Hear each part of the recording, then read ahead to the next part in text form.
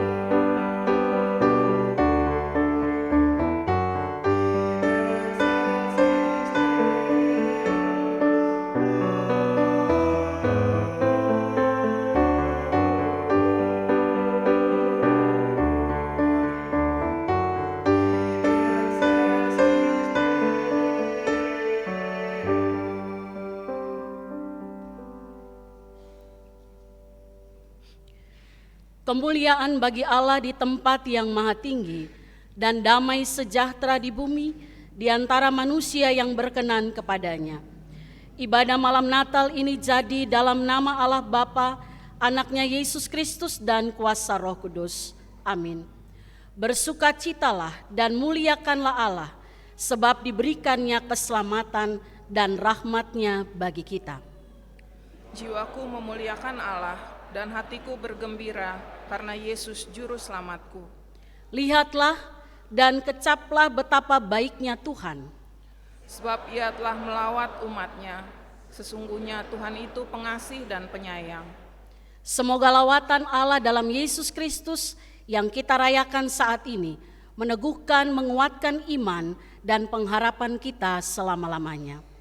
Haleluya, segala kemuliaan hanya bagi Allah. Amin. Jemaat dipersilahkan duduk.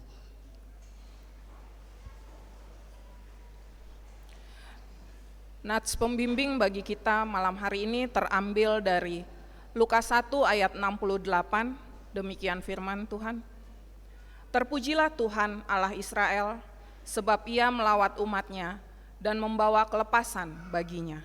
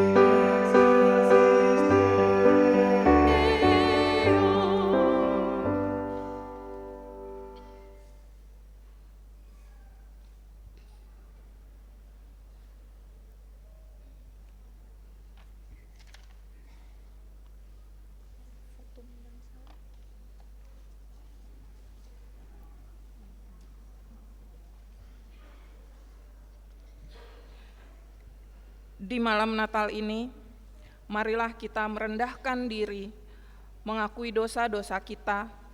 Terlebih dulu kita mengaku dosa secara pribadi.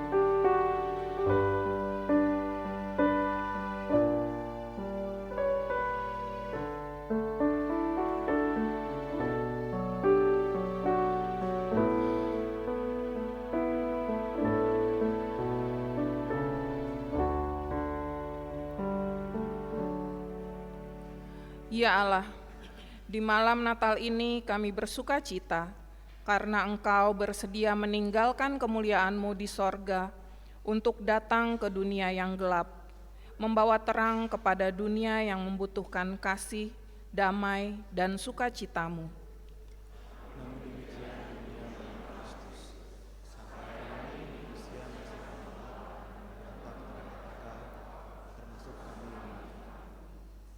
Kasih-Mu amatlah sempurna, karena Engkau menawarkan pengampunan dan penyucian bagi setiap kami yang berdosa. Kami mengakui dosa dan ketetapan kami dan memohon Malam ini, basuhlah hati kami dengan darah Yesus, supaya kami disucikan dari segala dosa kami. Demi Kristus kami berdoa. Amin. Jemaat yang dikasihi oleh Tuhan, dengarkanlah berita pengampunan dosa seperti yang tertulis dalam Mika 5 ayat 2-4 bagian A. Demikian firman Tuhan. Sebab itu ia akan membiarkan mereka sampai waktu perempuan yang akan melahirkan telah melahirkan. Lalu selebihnya dari saudara-saudaranya yang akan kembali kepada orang Israel. Maka ia akan bertindak dan akan menggembalakan mereka dalam kekuatan Tuhan, dalam kemegahan nama Tuhan Allahnya. Mereka akan tinggal tetap, sebab sekarang ia menjadi besar sampai ke ujung bumi dan dia menjadi damai sejahtera. Jemaat Tuhan, berdasarkan kesaksian itulah, maka selaku pelayan Yesus Kristus saya memberitakan kepada saudara, bahkan kepada seluruh manusia dan ciptaan Allah, bahwa pengampunan dosa telah berlaku di dalam nama Allah Bapa, Anak, dan Roh Kudus. Berbahagialah orang yang percaya, sebab oleh imannya saja Allah mengampuni dosa dan kesalahannya. Syukur kepada Allah.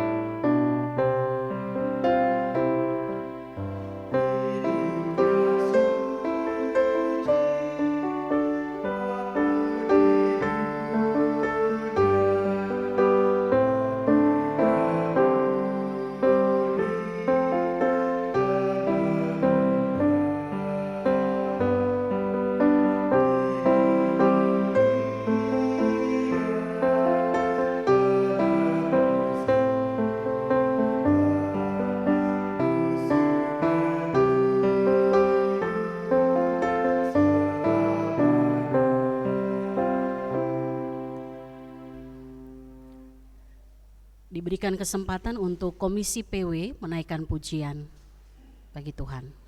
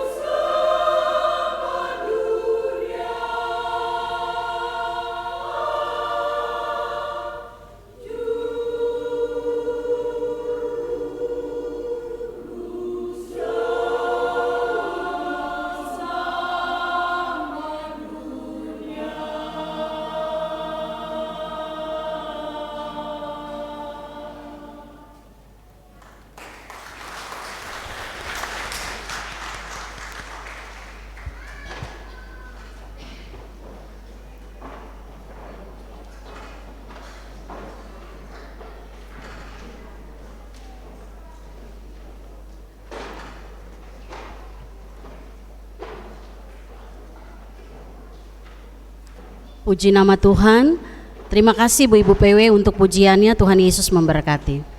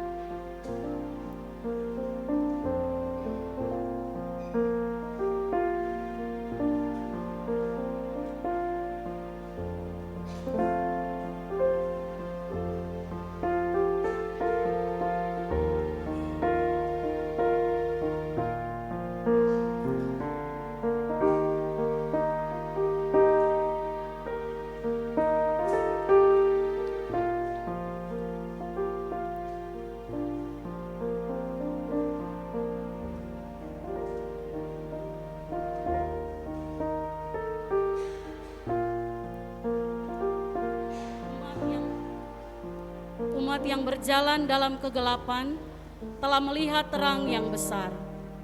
Terang telah bersinar dalam kegelapan, dan kegelapan tidak dapat mengenyahkannya. Mereka yang diam dalam kegelapan, baginya terang telah bersinar. Kami telah melihat kemuliaan Kristus, kemuliaan dari Allah Bapa. Seorang anak telah dilahirkan bagi kita, ia telah diberikan kepada kita. Di dalamnya ada kehidupan, dan hidup itu adalah terang manusia.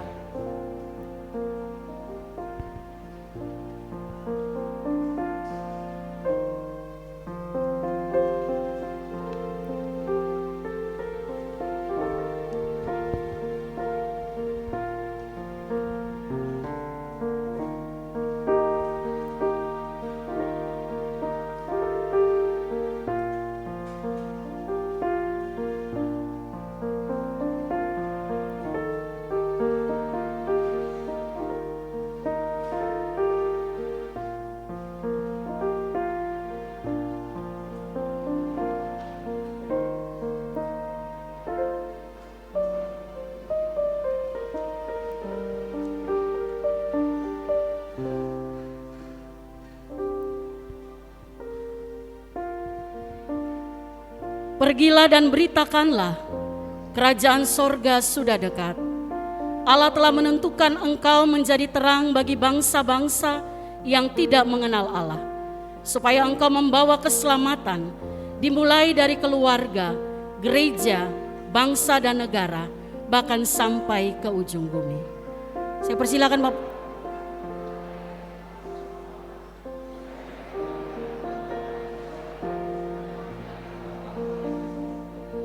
Jemaat menyalakan lilin, dan mari kita berdiri dengan mengangkat lilin kita. Kita menaikkan lagu Malam Kudus Sunyi Senyap.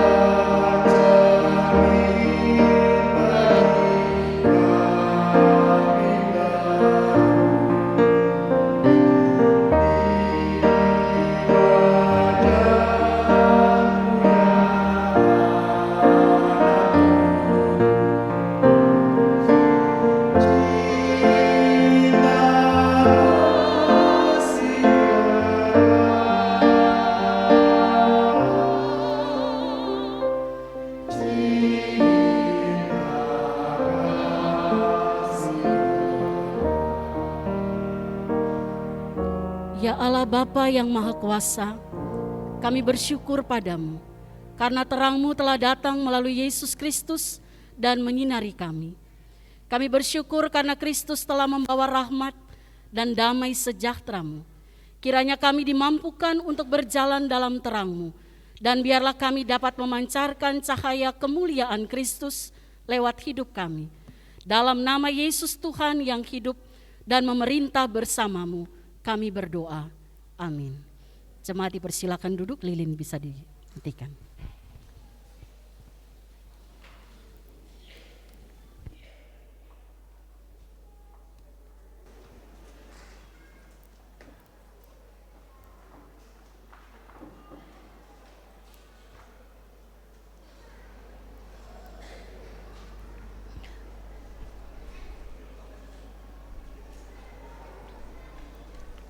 Jemaat yang dikasihi oleh Tuhan, kita akan kembali mendengarkan kesaksian pujian yang akan dibawakan oleh Komisi Mugar.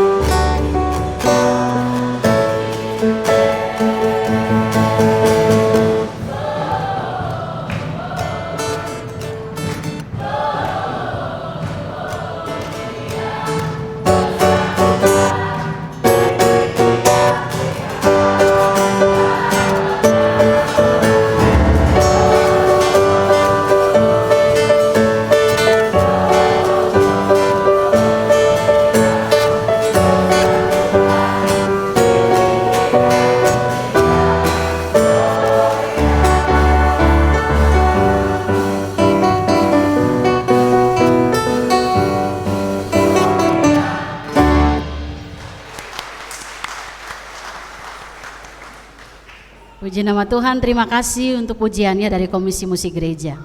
Benar-benar muger ya, luar biasa.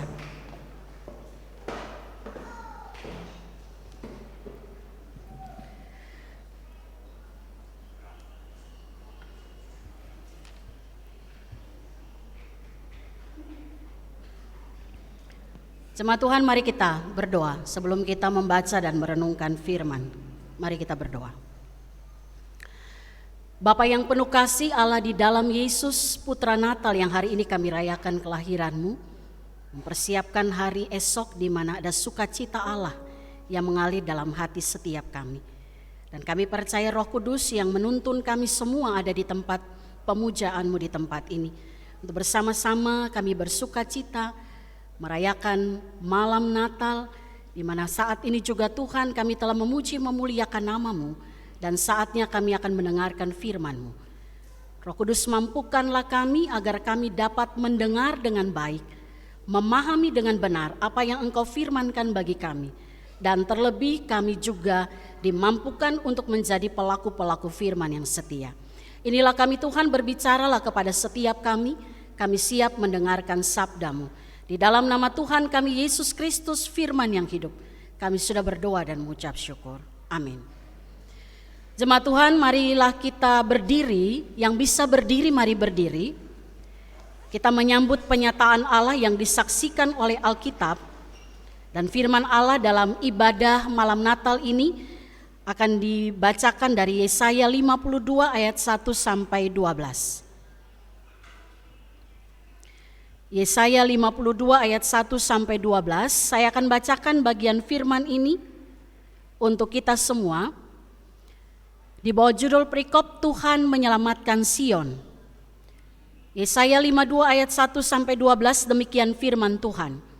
Terjagalah, terjagalah, kenakanlah kekuatanmu seperti pakaian hai Sion, kenakanlah pakaian kehormatanmu hai Yerusalem, kota yang kudus. Sebab tidak seorang pun yang tak bersunat atau yang najis akan masuk lagi ke dalammu. Kebaskanlah debu daripadamu, bangunlah hai Yerusalem yang tertawan. Tanggalkanlah ikatan-ikatan dari lehermu, hai putri Sion yang tertawan. Sebab beginilah firman Tuhan, kamu dijual tanpa pembayaran, maka kamu akan ditebus tanpa pembayaran juga. Sebab beginilah firman Tuhan Allah, dahulu umatku berangkat ke Mesir untuk tinggal di situ sebagai orang asing, lalu Asyur memeras dia tanpa alasan. Tetapi sekarang, apakah lagi urusanku di sini? Demikianlah firman Tuhan. Umatku sudah dirampas begitu saja.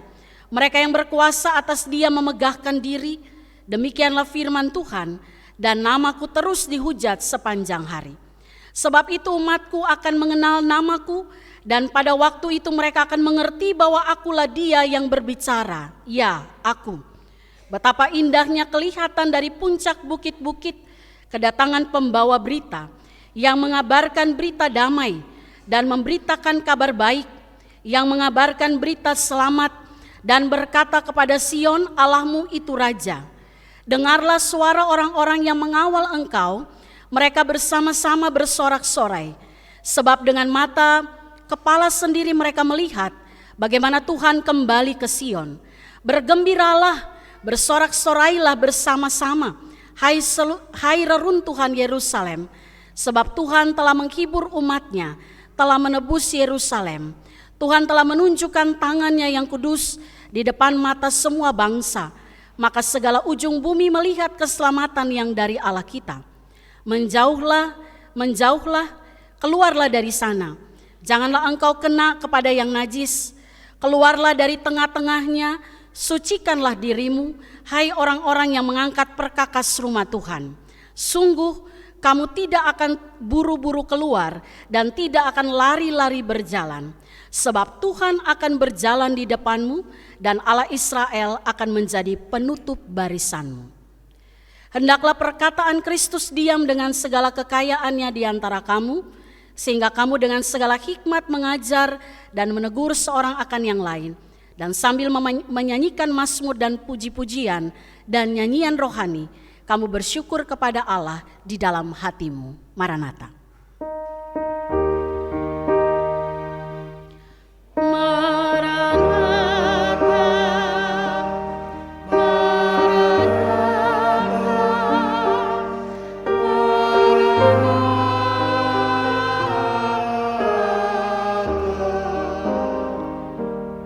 Jemaat Tuhan, saya persilakan duduk kembali. Selamat malam Bapak Ibu jemaat yang diberkati dan dikasihi oleh Tuhan. Shalom. Kira-kira kalau saya katakan pernyataan ini menurut Bapak Ibu ada benar atau tidak? Saat yang paling atau hari yang sangat dinantikan atau yang paling dinantikan karena memberi kebahagiaan tersendiri bagi kita orang Kristen, hari itu adalah hari Natal. Bapak Ibu setuju atau tidak? Berarti separuh nih kayaknya. Ini saya hitung ada 1.000 orang dalam ruangan ini kok suaranya kayak cuman 100 gitu ya. Saya ulangi ya, kira-kira menurut Bapak Ibu benar atau tidak pernyataan ini? Hari yang paling ditunggu, hari yang paling menyenangkan. Karena memberikan kebahagiaan tersendiri bagi kita orang Kristen, hari itu adalah hari Natal. Setuju? Kita lihat buktinya ya, kalau setuju. Mari kita lihat. Kalau Natal dibandingkan dengan hari biasa dekorasinya kayak begini enggak? Enggak ada, ya kan? Cuman waktu Natal ada tangga khusus yang harus dinaiki. Tuh ya. Karena Natal ada pohon terang, pohon Natal yang saya yakin gak ada orang selain saya pasti banyak orang yang kalau hias pohon Natal tuh kayaknya kebahagiaan tersendiri yang kita alami. Betul Bapak Ibu ya? Mau pandemi ke mau apa tetap pohon Natal harus muncul di rumah. Begitu masuk Natal kita juga lihat ada kebahagiaan sendiri karena ibadah dikemas dengan sangat indah. Saya membayangkan tiap minggu kalau Muger nyanyi kayak begitu semangat tuh semua orang. Betul ya? Ya Pak Dio, ya mana Pak Dio? Oh, ya. Pak Dio suaranya paling kenceng tadi itu. Hebat suaranya. Ya. Kalau dikemas dengan luar biasa, biasanya kalau Natal itu lebih apa ya? Kita nikmati itu lebih luar biasa. Bahkan kalau saya bilang Natal itu hari yang menyenangkan, iya benar. Dari sini saja Bapak Ibu ngelihat Bapak Ibu tuh kayaknya menyenangkan banget. Karena semua orang antusias untuk datang merayakan malam Natal. Amin ya. Betul ya. Bapak Ibu tahu maksud saya kira-kira begitu ya. Maksudnya penuh. Luar biasa gitu ya. Semua orang antusias untuk datang. Walaupun tadi macetnya luar biasa. Tapi semua pengen datang bersama keluarga. Nah itu saja sudah membuktikan kepada kita bahwa Natal itu sesuatu yang sangat menyenangkan. Memberikan kebahagiaan tersendiri dalam kehidupan kita. Nah pertanyaan berikutnya adalah apakah kebahagiaan yang Bapak Ibu dan saya rasakan secara spesial di hari Natal atau di malam Natal ini, kebahagiaan itu juga menyertai seluruh langkah kehidupan kita. Apakah setelah Natal semua hal yang menyenangkan itu masih kita alami dan kita miliki dalam hidup kita? Sudah mulai ada yang diam-diam ya. Mari kita refleksikan saudara. Ya. Penting bagi kita memahami bahwa Natal bukan sekedar sebuah perayaan tahunan. Kalau Natal atau kita merayakan kelahiran Yesus dari tahun ke tahun, Natal seharusnya menjadi saat di mana Bapak Ibu dan saya melihat ada sebuah euforia, kita diajak merenungkan kembali apa arti kehadiran Kristus bagi saya secara pribadi. Ketika Natal hanya sebuah perayaan tahunan, saya yakin Bapak Ibu, setelah Natal yang ada cuma rasa lelah, capek. Ada orang yang pohon Natalnya itu sampai Juli nggak dibuka. Kok ketawa? Berarti mungkin ada yang begitu ya. Saya kunjungan ke salah satu jemaat, saya bilang, ini sudah bulan Juli pohon Natal, nggak apa-apa Bu, tanggung, gitu ya. Biar sekalian Natal berikut kita nggak repot. Berarti apa? Ada sebuah rasa bahwa ayo pasang pohon Natal ini bikin repot, bukanya bikin repot. Jadi orang waktu bulan November mulai pasang pohon Natal semangat, tapi ngebukanya itu merasa ada kelelahan tersendiri. Setuju? Yang setuju berarti rasakan itu ya, gitu ya. Maka mari Natal atau hari ini kita masuk dalam malam Natal, kita merefleksikan bahwa berita Natal itu selalu mengajak kita untuk masuk dalam sebuah perenungan baik pribadi, keluarga maupun gereja. Apa makna arti kehadiran Kristus dalam hidup kita? Maka ada 3 pertanyaan refleksi yang mendasari perenungan kita malam hari ini di malam Natal. Yang pertama, siapa sesungguhnya Yesus Kristus bagi kita? Bagi saya pribadi, bagi keluarga saya, bahkan juga bagi gereja ini. Pertanyaan refleksi kedua, seberapa berartinya Yesus yang hari ini saya persiapkan perayaan kelahirannya, seberapa berartinya dalam kehidupan saya, keluarga saya, bahkan juga gereja. Dan pertanyaan refleksi ketiga, kalau Yesus sudah hadir, kalau dia punya sebuah definisi yang kuat bagi kita, ya, pemahaman bagi kita siapa Yesus, dia berarti bagi kita, maka apa dampak kehadiran Kristus di dalam seluruh hidup kita? Bapak Ibu Saudara, dalam ibadah malam Natal ini saya mengajak kita merenungkan pertanyaan-pertanyaan ini dan melihat apa yang difirmankan Tuhan dalam perikop pembacaan kita. Bapak Ibu lihat, kalau baca Yesaya 52, perikop yang kita baca tadi, di sana nggak ada tertulis tentang kelahiran Yesus. Tidak ada dijabarkan tentang bagaimana kedatangan Yesus di dunia ini. Tapi kalau kita lihat dengan teliti, kita bisa merenungkan memang benar kedatangan Kristus itu bukan tiba saat tiba akal. Tapi jauh sebelum Kristus datang, semua Allah persiapkan dalam kehidupan kita. Makanya Bapak Ibu lihat, kalau kita lihat jauh sebelum kedatangan Kristus, para nabi bernubuat, secara khusus bagian ini Yesaya, dalam ayat ke-7 dikatakan, Yesaya menubuatkan ada kedatangan pembawa berita ayat 7, yang mengabarkan berita damai di tengah kehidupan umat Israel yang saat itu sedang ada dalam kesesakan karena dijajah bangsa asing.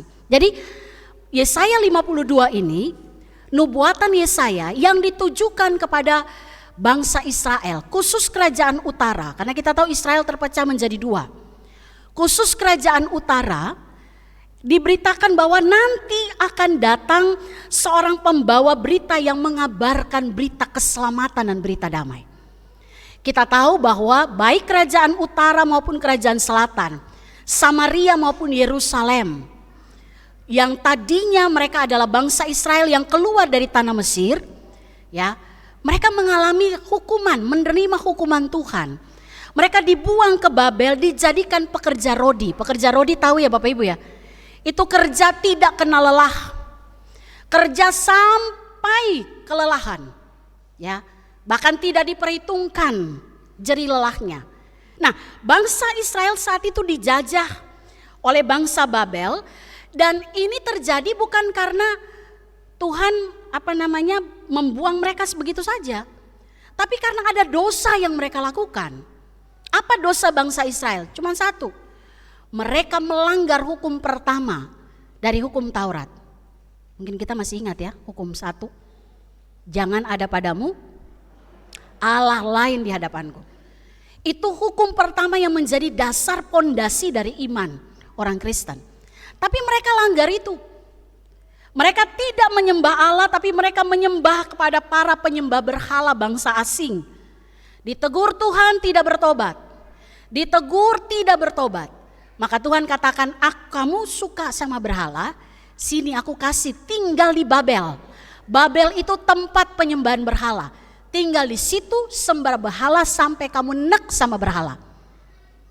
Kira-kira kayak gitulah Tuhan mau bilang, ya. Suka sama berhala, saya kasih tempat Babel, tinggal di situ sampai kamu nek menyembah berhala. Dan Bapak Ibu Saudara, Tuhan membiarkan bangsa itu dijajah, bangsa itu ditindas oleh bangsa Babel, dan akhirnya mereka menyadari hidup dalam pembuangan tidak enak. Kenapa? Karena status mereka itu bangsa pilihan, tapi harus hidup sebagai seorang budak. Dan saya yakin Bapak Ibu Saudara, gak ada orang di dunia ini yang mau jadi budak, betul? Gak ada yang mau diperbudak. Semua orang pengen hidup merdeka, karena budak itu ditindas. Budak itu selalu dipekerjakan, diambil hak hidupnya, dan gak ada orang yang mau. Dan ini yang terjadi dalam kehidupan bangsa Israel. Mereka tidak mau diperbudak, mereka tidak mau jatuh ke dalam pembuangan di Babel, tapi mereka hidup dalam perbudakan diri sendiri.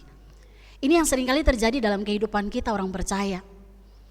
Kita nih gak mau jadi budak, tapi ironisnya banyak orang memberi diri untuk diperbudak oleh dosa. Banyak. Oleh karena itu gereja harus ada untuk membebaskan orang-orang yang masih tidak sadar, ditegur tapi tidak bertobat, mau tetap hidup dalam perbudakan dosa. Kalau lakukan dosa atau hidup dalam tindakan dosa, lalu kita rasa baik-baik saja, kayaknya perlu siaga satu iman kita. Kalau kita lakukan dosa tapi kita anggap itu baik-baik saja, karena tanpa disadari kita sedang hidup dalam perbudakan. Nah, di tengah situasi ini bangsa Israel ketika hidup dalam perbudakan, mereka terima berita tentang kedatangan sang pembawa berita damai. Dan Bapak Ibu mari kita lihat dalam ayat yang ke-7. Apa isi berita damai yang diberitakan kepada Sion, yang diberitakan kepada Israel? Ayat 7 bagian terakhir beritanya adalah Allahmu itu apa? Raja. Allahmu itu raja. Pertanyaannya, apa makna berita ini bagi orang Israel yang saat itu sedang ada dalam pembuangan? Kira-kira berita ini mau katakan sederhananya begini Bapak Ibu. Kalau selama ini kamu dipimpin oleh raja, karena ini khusus kepada kerajaan utara. Kita tahu ya, setelah Salomo itu kan kerajaan terpisah utara dan selatan. Yang utara dipimpin bukan oleh keturunan Daud. Yang selatan dipimpin oleh keturunan Daud. Maka untuk kerajaan utara yang tidak dipimpin oleh keturunan Daud, kira-kira berita ini mau katakan begini. Kalau selama ini kamu dipimpin oleh raja yang bukan keturunan Daud, raja-raja yang melakukan perbuatan dosa, mereka melakukan apa yang jahat di mata Tuhan, yang membuat kamu ada dalam perbudakan di Babel, maka akan datang masanya di mana Allah sendiri yang akan menjadi rajamu. Kalau dulu kamu dipimpin oleh yang bukan keturunan Daud, nanti aku sendiri yang akan memimpin, memberitakan kabar keselamatan itu. Dan Allah akan memimpin dengan adil. Makanya beritanya adalah Allah adalah raja. Allahmu itu raja. Bapak Ibu Saudara, oleh karena itu mengapa selalu dinubuatkan oleh para nabi bahwa Tuhan akan memulihkan kerajaan Israel. Tuhan akan memulihkan kerajaan Daud. Artinya kalau selama ini bangsa Israel dipimpin bukan oleh keturunan Daud, maka akan hadir seorang raja dari keturunan Daud yang kekuasaannya tidak terbatas. Dan kita tahu siapa dia. Yesus, Sang Mesias, Tuhan yang hadir tidak hanya menyelamatkan, tapi dia memimpin kita berotoritas penuh.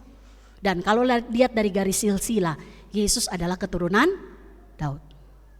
Makanya kenapa nama Yesus itu Yesus Kristus anak Daud. Ini maksudnya Tuhan mau bilang satu ketika akan lahir dari keturunan Daud seorang yang akan memerintah dan kekuasaannya itu tidak terbatas. Yesus tidak hanya memerintah, tapi kalau sebelumnya hubungan umat dengan Tuhan itu rusak akibat dosa, maka raja ini akan hadir untuk pulihkan hubungan itu. Makanya kenapa kalau kita rayakan Natal, kita rayakan kelahiran Raja Damai yang mendamaikan hubungan kita manusia yang rusak karena dosa dengan Allah yang begitu mulia. Gak ada jalan lain Bapak Ibu. Tidak ada jalan lain yang bisa memulihkan hubungan kita dengan Allah selain Allah sendiri yang turun, memimpin dan menyelesaikan semua persoalan hidup kita manusia. Relasi kita dipulihkan dengan Allah. Kalau yang tadi hubungan kita dengan Tuhan rusak, tidak ada kedamaian, maka kedatangan Yesus Sang Raja memulihkan hubungan kita dengan Allah. Tidak hanya dengan Allah, tapi dia juga memulihkan hubungan manusia dengan sesamanya. Makanya Bapak Ibu lihat, dalam satu kisah dalam kitab Injil, itu dituliskan atau perumpamaan tentang orang Samaria yang murah hati. Kita tahu kisah itu ya. Ada orang yang dirampok, yang lewat pertama orang Lewi tidak tolong, orang imam dia tidak tolong, yang terakhir orang Samaria. Dan orang Samaria ini menolong. Bapak Ibu, kisah itu memang bicara tentang pemulihan, tapi coba kita perhatikan. Yesus hadir untuk pulihkan hubungan manusia dengan sesamanya. Orang Samaria itu kerajaan utara, dan orang Yahudi itu kerajaan selatan. Yesus bilang, siapakah sesamamu manusia? Ya, waktu dia ditanya, dia kasih cerita ini. Maka waktu ditanya siapakah yang benar-benar menganggap itu sesama manusia, orang yang bertanya itu katakan yang terakhir, orang Samaria. Dan Yesus tidak hanya pada kisah itu. Coba kita perhatikan, dia berbicara dengan perempuan Samaria. Dia menerima orang-orang yang disebut masyarakat kelas 2, para pemungut cukai, perempuan pesina. Yesus sedang katakan begini, aku hadir sebagai raja, tidak hanya memulihkan hubunganmu dengan Tuhan, tapi hubunganmu dengan sesama. Itulah makna kedatangan Sang Raja Damai. Dan apa makna, dan makna ini saudara sangat kuat dalam kehidupan kita sebagai orang percaya. Saya mau katakan begini saudara, kita bisa rusak hubungan, bisa saja. Kita dengan Tuhan bisa. Ada masa-masa di mana kita merasa kok Tuhan gak adil sama saya. Tapi kita juga bisa rusak hubungan dengan sesama. Ya. Hubungan kita dengan suami, dengan istri, dengan anak, mertua dan menantu. Itu yang agak sedikit kenceng ya hubungannya itu ya. Mertua sama menantu. Tapi saya lihat di sini mertua menantu aman-aman. Dari sini. Nanti kan setelah kenal jemaat kunjungan baru tahu ya. Siaga 1 atau keaman. Kira-kira begitu. Ya. Semua keretakan hubungan itu, kalau Sang Raja Damai hadir, selesai. Akan selesai. Kalau Kristus hadir, gak ada hubungan yang tidak mungkin dipulihkan. Saya sangat percaya itu. Kalau Kristus hadir, pemulihan itu pasti terjadi. Maka Bapak Ibu Saudara, apa makna berita di malam Natal bagi kita saat ini? Kalau Bapak Ibu dan saya dulu adalah orang yang hidup menjadi budak dosa, jangan salah loh, kita ini dulu juga budak. Kita diperbudak oleh dosa. Hukumannya adalah hukuman mati. Nggak ada cara lain yang bisa menyelamatkan selain mati. Makanya Yesus datang untuk gantikan kita posisi itu. Untuk menyelamatkan kita, dia mati untuk kita. Maka refleksi bagi kita, kalau dulu hubungan kita dengan Allah rusak akibat dosa. Tapi Allah itu Raja. Dia datang dalam pribadi Yesus, dia pulihkan hubungan kita dengan Tuhan, dia pulihkan hubungan kita dengan sesama. Maka mari setiap kali kita merayakan kelahiran Sang Raja Damai, kita diajak untuk melihat seberapa pentingnya Kristus, Sang Pembawa berita damai itu, keselamatan itu dalam hidup kita. Tadi di awal renungan saya mengatakan peristiwa Natal selalu mengajak kita merefleksikan makna kehadiran Kristus. Maka saya mau mengajak kita mulai dari kehidupan kita pribadi. Mari kita ajukan pertanyaan ini untuk diri kita sendiri. Siapa sesungguhnya Kristus bagi saya? Bapak Ibu bisa jawab? Jawab dalam hati ya. Siapa sesungguhnya Kristus bagi saya pribadi? Kalau saya katakan Yesus adalah Tuhan, berarti cuma dia yang saya sembah. Gak ada kekuatan lain yang saya percaya. Gak ada itu urusan opo-opo, urusan main-main belakang itu gak ada. Karena saya hanya percaya Yesus. Kalau Yesus adalah Tuhan. Pertanyaan refleksi kedua bagi kita pribadi. Seberapa berartinya kehadiran Kristus dalam kehidupan kita? Kalau kita katakan, kita jawab dalam hati kita begini, Tuhan Engkau sungguh sangat berarti bagi saya. Maka saya percaya kita punya komunikasi yang benar dengan Tuhan. Amin. Kalau kita tahu anak kita berarti bagi kita, kita gak akan biarkan dia untuk berjalan sendiri tanpa sebuah pengarahan atau pengajaran. Kalau istri kita berarti bagi kita, pasti setiap pagi kita akan bersapa, kita akan mengatakan perkataan-perkataan yang memberkati hidupnya. Kita akan panggil namanya, kita gak bilang begini, woi, bikin kopi dulu. Woi, ada nama Bapak Ibu. Kita nggak akan katakan begini, kalau ngomong sama kamu nggak nyambung. Kalau Yesus begitu berarti kepada kita, maka kita akan juga punya komunikasi yang benar dengan Tuhan. Setiap waktu kita datang pada Tuhan. Refleksi yang ketiga, apa dampak kehadiran Kristus dalam hidup saya? Maka kalau saya imani dari ayat ini, Dia adalah Raja, Dia adalah Sang Raja Damai, maka kita pun akan mampu membawa kedamaian bagi orang lain. Bapak Ibu, biasanya kalau Natal itu waktu-waktu pemulihan. Saya ingat banget cerita dulu-dulu ya. Kalau misalnya ada orang kawin lari, baikannya itu saat mana? Natal. Betul ya? Kalau anaknya dibawa lari, langsung bawa cucu, saat yang paling tepat itu Natal. Karena dianggap kalau Natal itu waktu yang paling tepat untuk memulihkan. Jangan datang hari lain, bahaya. Kalau datang Natal pasti diterima. Sebenarnya kalau makna ini mengalir setiap hari, aman kan hidup ini?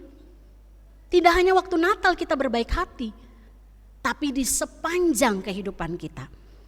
Apa dampak kehadiran Kristus dalam hidup saya? Maka saya akan membawa damai bagi hidup orang lain. Maka ketika hari ini pun kita bicara tentang kedatangan Sang Raja Damai, pertanyaan yang sama juga kita tujukan, refleksikan dalam hidup keluarga kita. Kalau keluarga kita mengaku Yesus Tuhan, maka kita pun dalam kehidupan keluarga akan punya komunikasi yang benar dengan Tuhan. Bapak Ibu, keluarga yang sehat dalam iman, setiap hari dia pasti akan membangun mezbah di dalam rumahnya. Saya lihat dalam muka-muka kayak mulai berubah ya. Gak enak nih pernyataan ini. Saya ulangi ya. Keluarga yang sehat dalam pertumbuhan iman pasti punya komunikasi setiap hari dengan Tuhan. Baik suami atau dengan istri atau orang tua dengan anak-anak.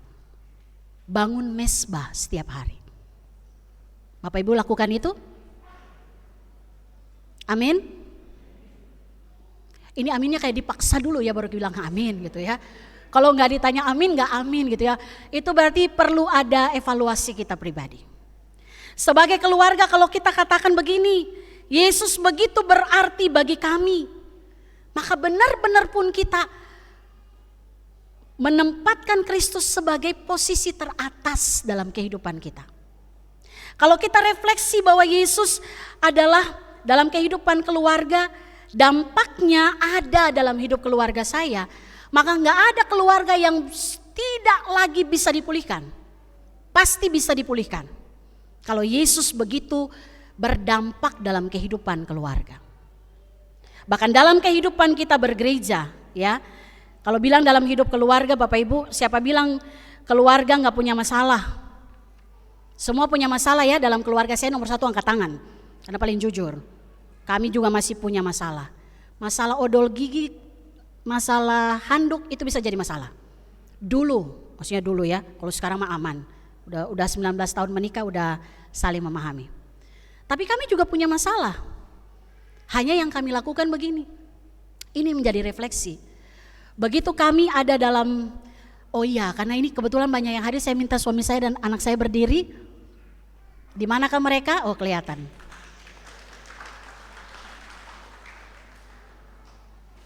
Itu wajahnya Bapak Ibu.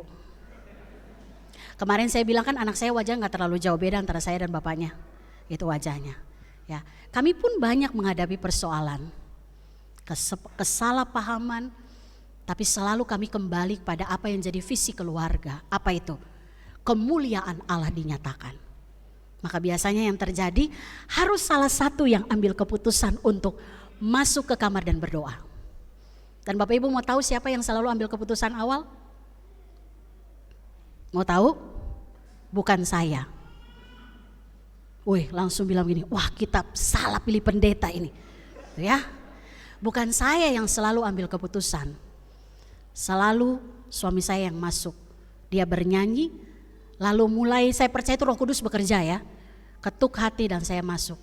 Masuk ke dalam kita gak ngomong lagi persoalan. Kita cuma bilang begini, malu sama Tuhan. Berdoa. Selesai, pasti.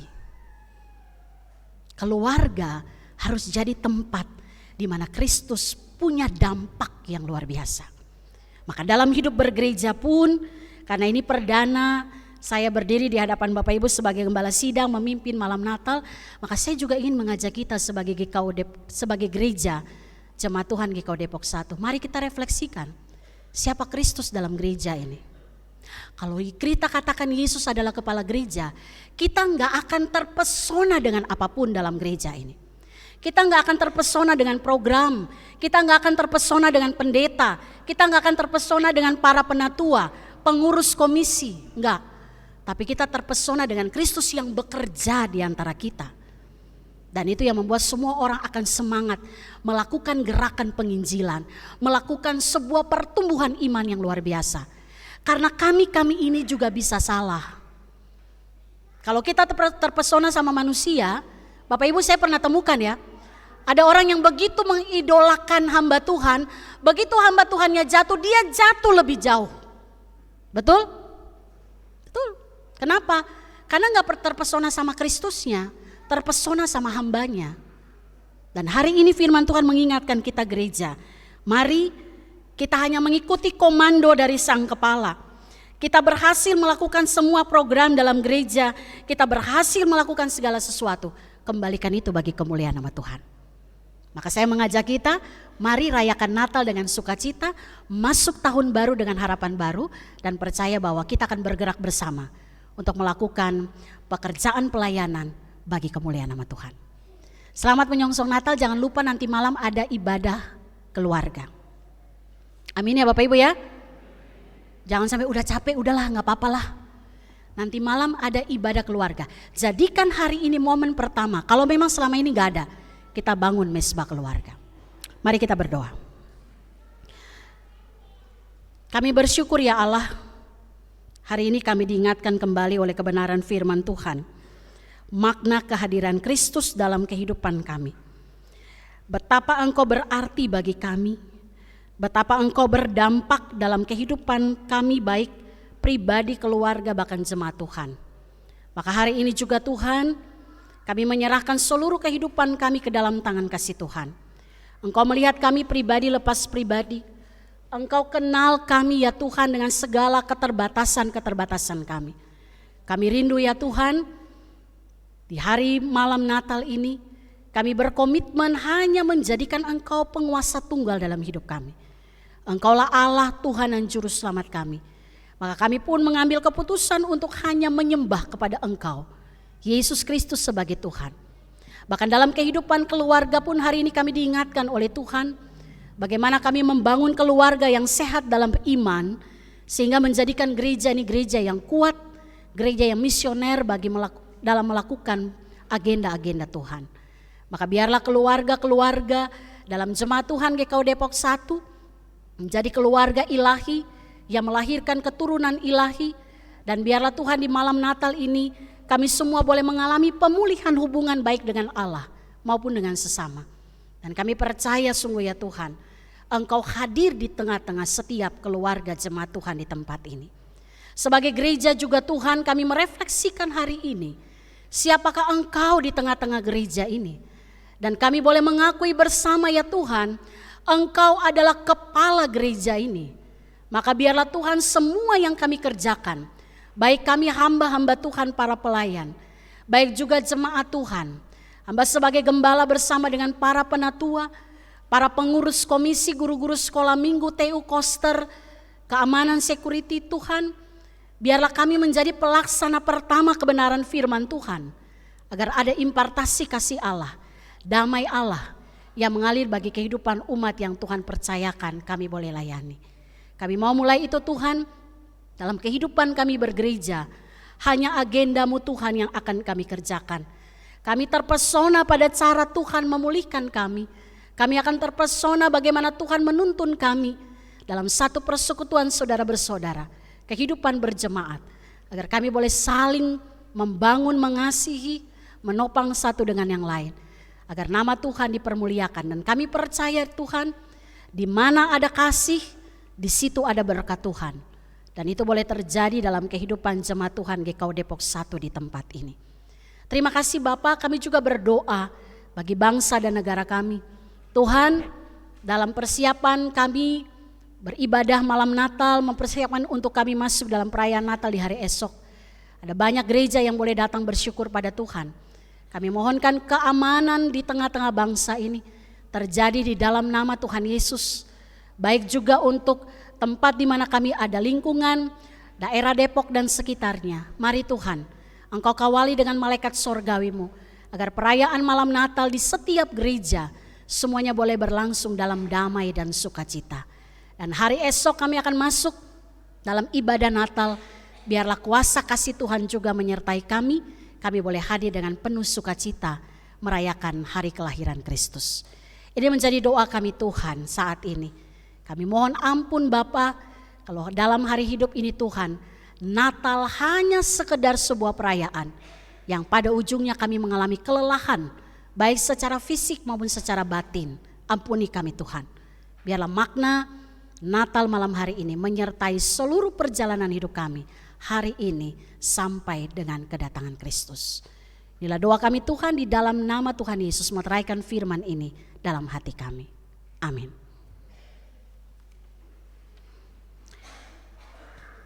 Kita mengaminkan firman Tuhan, kita naikkan pujian. Hai malaikat dari sorga, sayapmu bentangkanlah.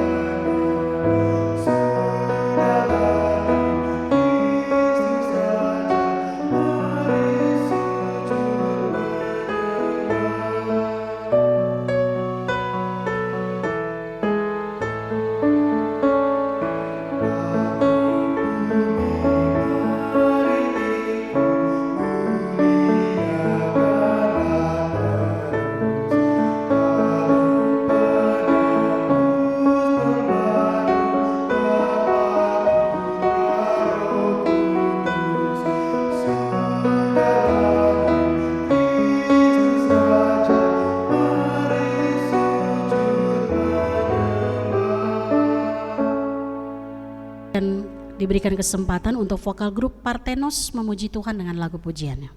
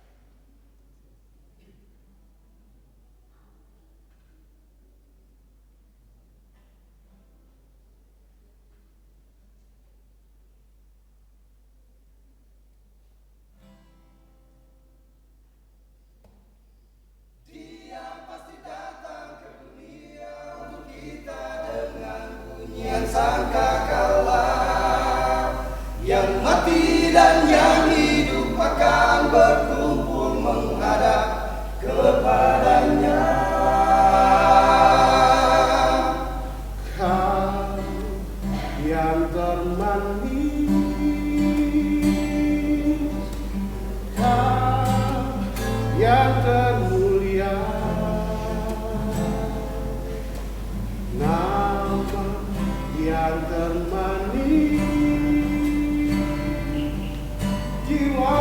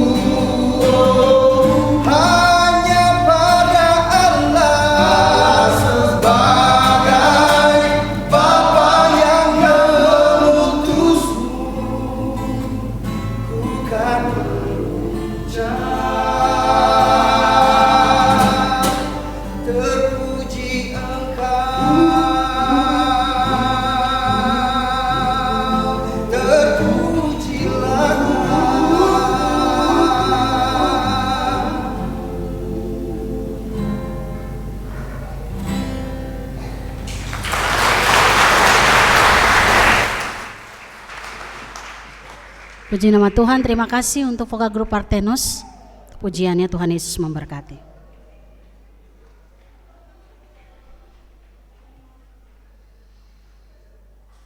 Bapak Ibu jemaat diundang untuk bangkit berdiri. Bersama-sama dengan seluruh umat Kristen di segala abad dan setiap tempat, kita mengucapkan pengakuan iman yang am dan rasuli. Bersama-sama kita katakan, Aku percaya kepada Allah, Bapa yang Maha Kuasa, Halik langit dan bumi, dan kepada Yesus Kristus anaknya yang tunggal Tuhan kita, yang dikandung daripada Roh Kudus, lahir dari anak darah Maria, yang menderita di bawah pemerintahan Pontius Pilatus, disalibkan, mati dan dikuburkan, turun ke dalam kerajaan maut, pada hari yang ketiga bangkit pula dari antara orang mati, naik ke surga, duduk di sebelah kanan Allah, Bapa yang Maha Kuasa, dan akan datang dari sana untuk menghakimi orang yang hidup dan yang mati. aku percaya kepada Roh Kudus, gereja yang kudus dan am, persekutuan orang kudus, pengampunan dosa, kebangkitan daging, dan hidup yang kekal. Amin. Jemaat dipersilakan duduk kembali. Kita akan memberikan persembahan. Marilah kita mewujudkan kasih kita kepada Kristus dengan sebuah perbuatan nyata. Seperti para gembala yang bersujud dan para majus yang menyampaikan persembahannya. Marilah kita bersyukur dengan memberikan persembahan kita.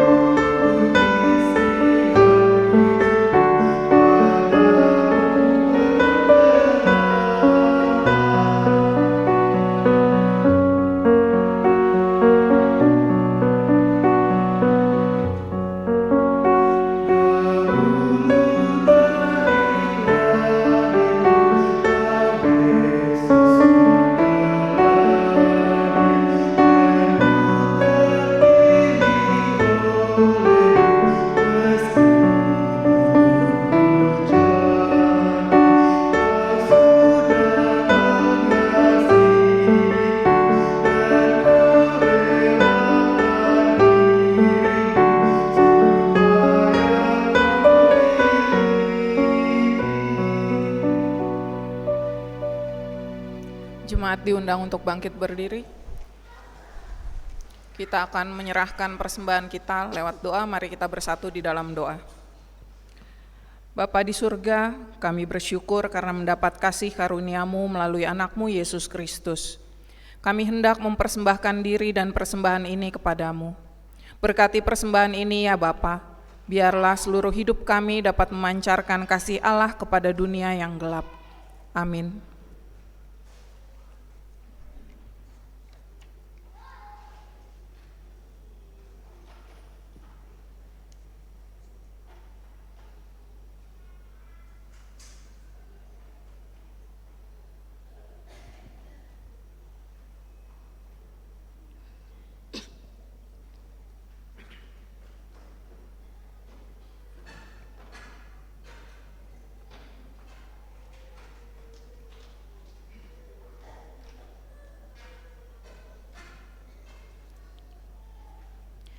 Jemaat yang dikasihi oleh Tuhan, ibadah malam Natal ini akan berakhir. Tapi ingat, kasih karunia Tuhan tidak akan pernah beranjak dari kehidupan kita. Jadilah pelaku-pelaku firman yang setia kemanapun saudara pergi dan dimanapun saudara berada. Beritakanlah kabar sukacita bahwa Tuhan Yesus telah datang untuk menyatakan rahmat Allah bagi dunia.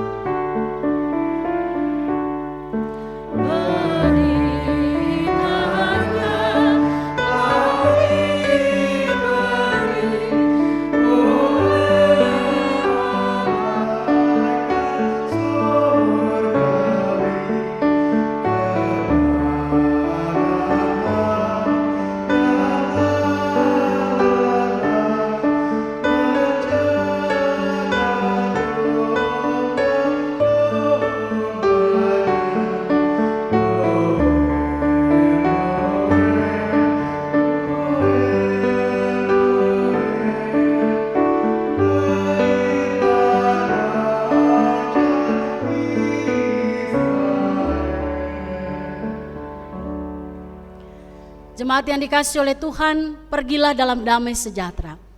Teruslah bersaksi tentang Kristus melalui seluruh hidupmu. Jadilah berkat bagi sesama dan terimalah berkat Tuhan. Allah sumber kehidupan memenuhi kamu dengan segala kelimpahan, sukacita dan damai sejahtera dalam hidupmu.